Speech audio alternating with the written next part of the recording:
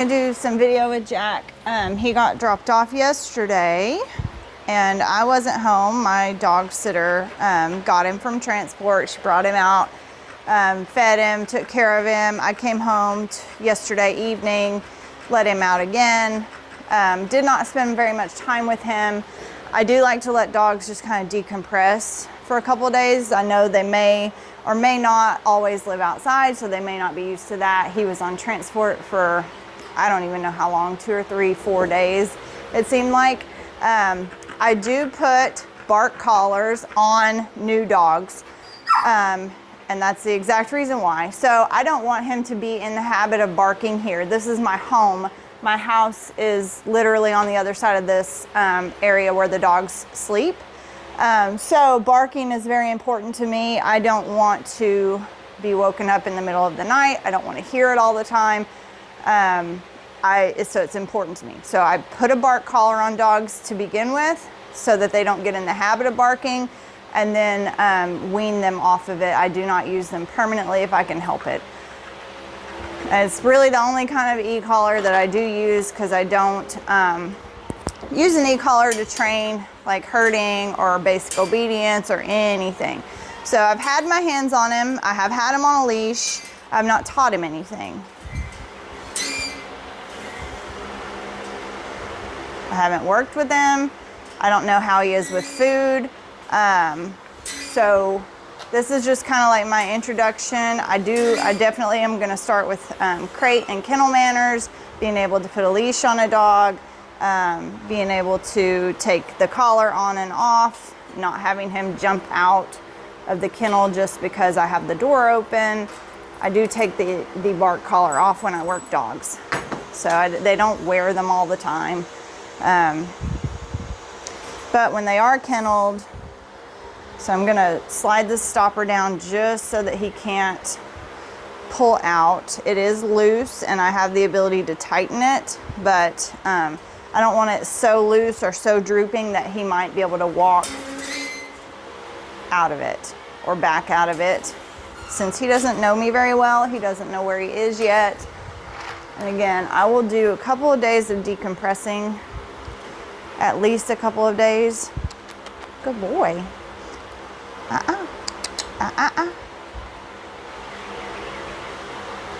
Jack, this is your food. You don't like it. You don't want it. So sometimes dogs that are good eaters, when they come to a new place, they don't want to eat. They may not be used to taking food out of somebody's hand.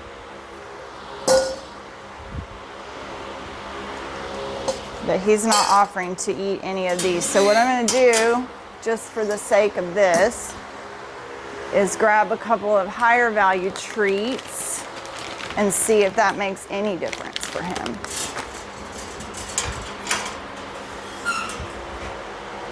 Is that better?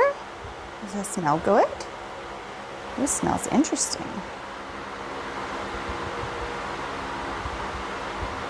Yeah, that might be interesting enough for you to eat. I'm gonna smash it up a little bit. You gonna try that? It's got stuff in it. There you go.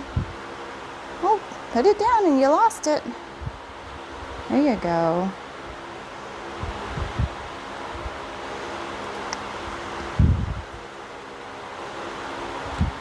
Good boy.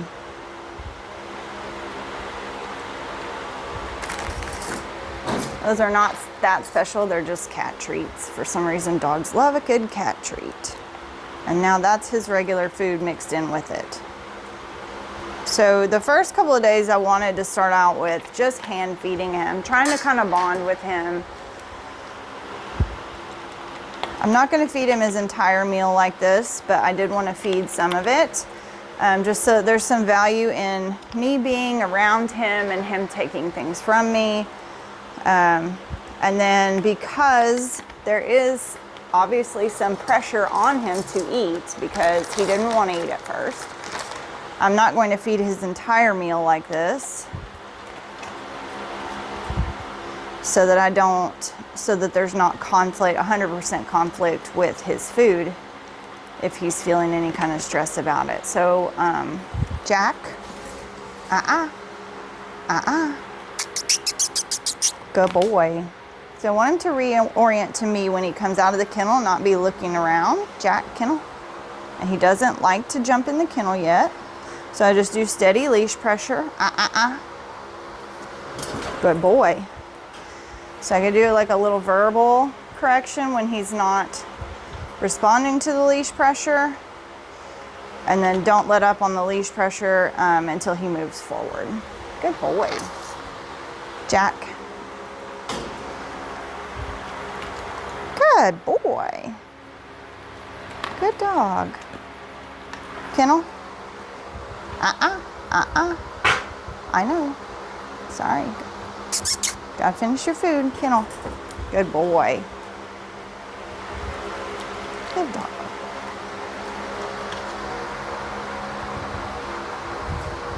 Good boy.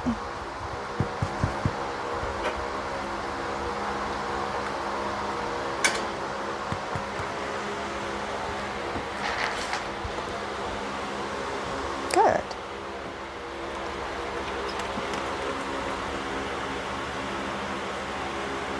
Good.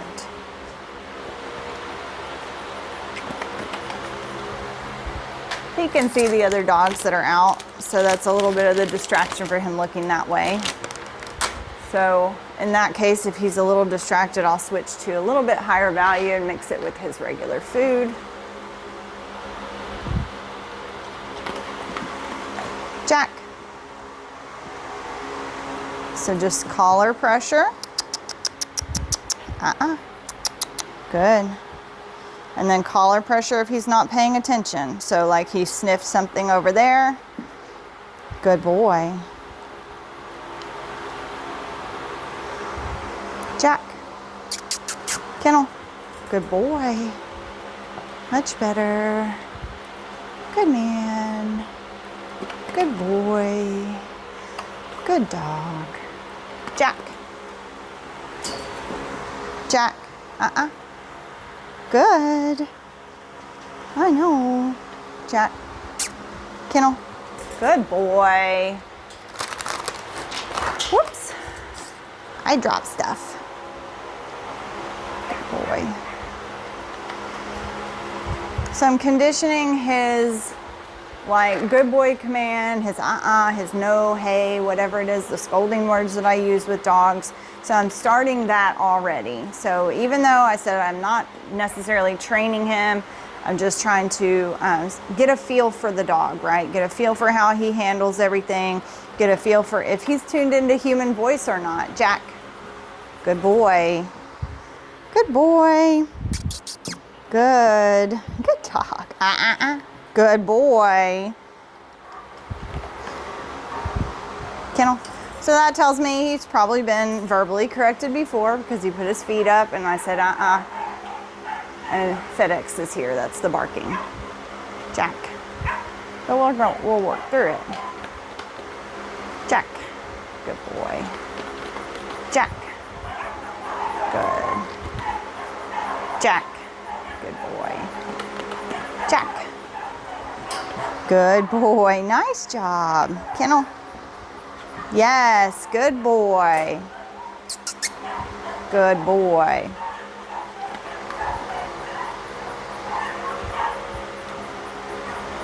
Jack.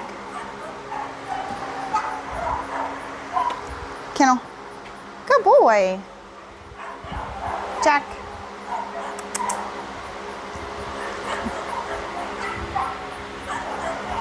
As soon as they pull out, I'll yell at the dogs to stop if they don't stop on their own.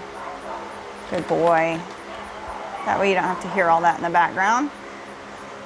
I don't mind if they bark when somebody pulls up in the driveway, so I do allow that to happen.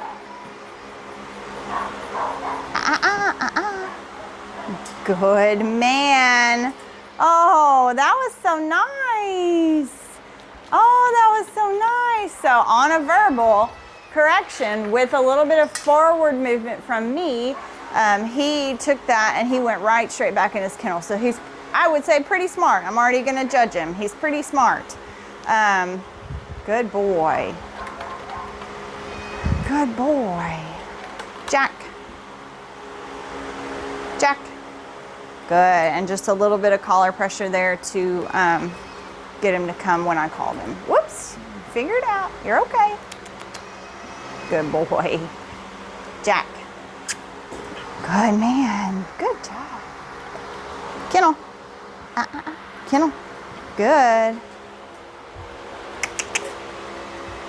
All right. Good boy. I think that's about all we're gonna do with, oh my goodness, she just had to burp up another kibbles. Good boy. Probably all we're gonna do with him as far as that goes. I'll do that a number of times. I mean, I'm letting him in and out of the kennels multiple times per day. So he won't stay in here all day. He gets lots of time out, time to stretch his legs, time to just be himself with no pressure on him.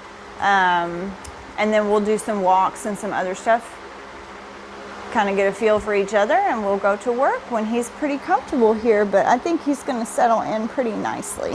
What a good boy.